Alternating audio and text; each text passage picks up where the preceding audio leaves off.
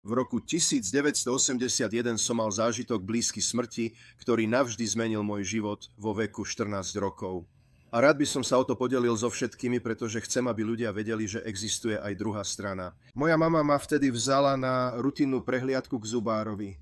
Lekár mi našiel kas a keďže ho chcel odstrániť, dal mi rajský plyn, ktorý sme vtedy nazývali aj sladký vzduch. A pamätám si, že som stále cítil bolesť. V miestnosti bol zubár, zubná asistentka a moja mama, ktorá sedela na stoličke.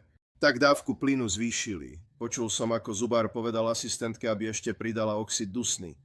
Asi o 30 sekúnd neskôr som sa náhle začal vznášať z tela smerom hore k stropu zubnej ambulancie. Chvíľu na to som sa pozeral od stropu dolu na nich, ako pracujú na mojich zuboch.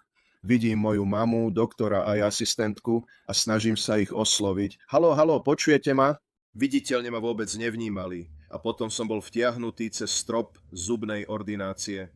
Začal som stúpať smerom k nebu a do tohto portálu, tejto energie, tohto víru alebo akéhosi zvláštneho tunela. Keď som bol do neho vtiahnutý, bola tam tma, bola tam obrovská tma.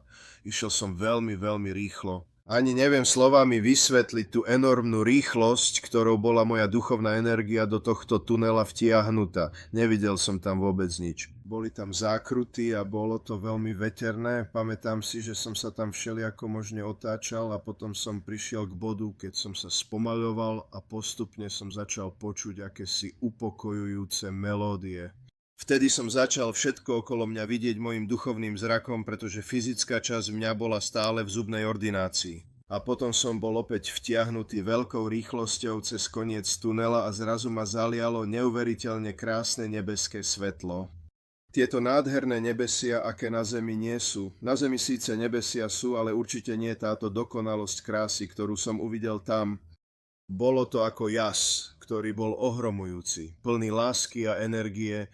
A videl som tam akési obrovské brány po pravej strane. Boli zlaté a veľmi, veľmi vysoké a celé kilometre široké. Celé to bolo obrovské. Potom som bol vtiahnutý cez akúsi záhradu. V tejto duchovnej oblasti nie je čas. Čas vôbec neexistuje. Takže ani som nevnímal, ako dlho som tam bol a fyzická ríša bola vtedy mimo mňa. Mal som pocit, ako by moje duchovné telo, moja duša vzala na seba späť svoju pravú formu a vrátila sa domov. Chvíľu na to som sa vznášal cez akési polia a tie polia boli krásne a neuveriteľne obrovské. Boli dokonalé, neviem preto ani nájsť výstižné slová. Videl som pod sebou stromy, listy, ruže, kvety, vznášal som sa ponad túto krásnu scenériu a zároveň som cítil akúsi vibračnú energiu čistoty a vedel som vtedy, že som spojený so všetkým.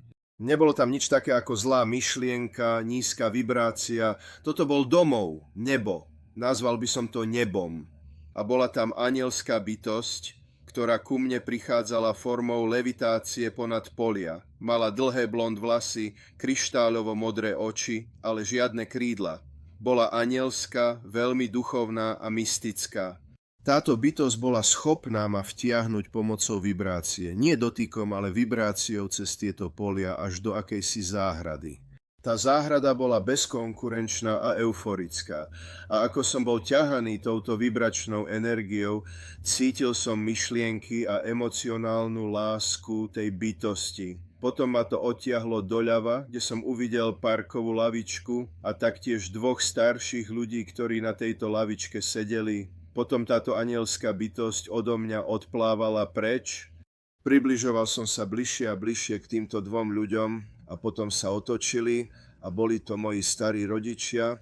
Moja babička zomrela skôr toho roku a môjho detka som nikdy nestretol, pretože zomrel ešte pred mojim narodením. Vyzeral ako taký šesťdesiatnik. Mal veľmi dobrý vzhľad, nie ako šesťdesiatnik vo fyzickej ríši, ale ako taký žiarivý šesťdesiatnik. Pozrel sa na mňa a povedal: "Ahoj, Sonny." A ja som sa na neho láskavo usmial a tešil sa, že ho konečne môžem vidieť. Potom som sa otočil, pozrel na svoju babku a pozdravil ju. Ona sa na mňa pozrela, ale neusmievala sa. Ja som bol zmetený a ona ukázala prstom a povedala mi: "Teraz sa vráť." A ja som povedal len "babička." A opäť som bol vtiahnutý do toho tunela a znova letel tým tunelom veľmi veľkou rýchlosťou a vedomý si lásky, ktorú som práve zažil a toho, čo som videl, som sa nechcel vrátiť do fyzickej ríše. Nechcel som ísť späť, chcel som ostať s nimi. Potom si pamätám, že som sa v tom tuneli zrazu úplne zastavil, nepočul som žiadne melódie, nič. Ľudia sa ma pýtajú, že čo bolo najdesivejšie na mojom zážitku blízkej smrti. V jednom zmysle to bolo byť ničím a nikde v tuneli. V jednom momente som sa cítil, ako by som nikdy nebol nájdený, sám vystrašený a pomocou myšlienky mojej mysle, mojej vedomej mysle, mojej duchovnej mysle som sa dokázal opäť vtiahnuť smerom k nebu. A keď som opäť dosiahol svetlo na druhej strane, bol som znova vtiahnutý späť veľmi, veľmi rýchlo cez oblohu a cez tento otvorený portál, ktorý je obrovský a neviditeľný pre fyzické oko, len pre duchovné oko, a cez strop nemocnice a priamo späť do tela, ako by som vklzol do rukavice. Vedel som, kde som bol a vedel som, odkiaľ som práve prišiel. Ale potom, keď som sa vrátil z druhej strany, z neba, uvedomil som si, že keď úplne zomrieme, čaká nás na druhej strane ešte oveľa viac zážitkov. Na druhej strane je blaženosť. Nie je iný spôsob, ako to vysvetliť. Prebudil som sa v ordinácii ťažko dýchajúc. Prežil som očividne alergickú reakciu na oxid dusný. Zjavne nikto nevedel, že som na ňo alergický a to zastavilo moje dýchanie.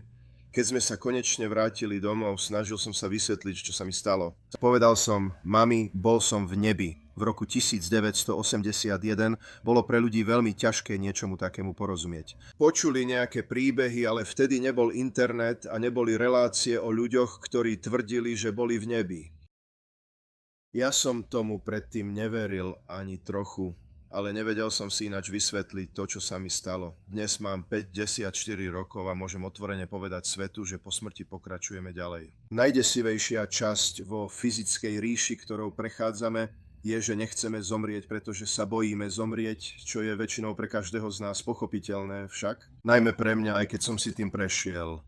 Nikto nechce zomrieť. A strach zo smrti a bolesti a predstavy seba, šeststvo pod zemou alebo podobne. Ale z nejakého dôvodu som dostal túto životnú lekciu. Nazývam sa jednoducho poslom, ktorý má pomôcť iným ľuďom, smutiacim rodinám alebo ľuďom, ktorí hovoria, že už nikdy neuvidia svojho milovaného.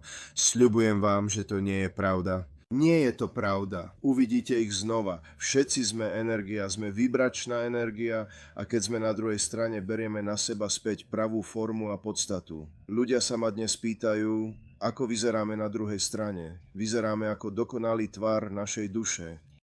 Dokonalosť. Tí, ktorí majú chýbajúce končatiny vo fyzickom svete, alebo slepotu, alebo akýkoľvek druh ochorenia, to na tejto strane neexistuje. Toto je naša skutočná a dokonalá energetická forma. Je to silueta našej krásy. Nevidel som na druhej strane Boha, pretože svetlo, v ktorom som bol, bolo tým Bohom. Svetlo je našim skutočným stvoriteľom. Svetlo je úplne všetkým. Svetlo je pravá podstata všetkého, čo vôbec existuje a je živé. Boh je svetlom a je láskou.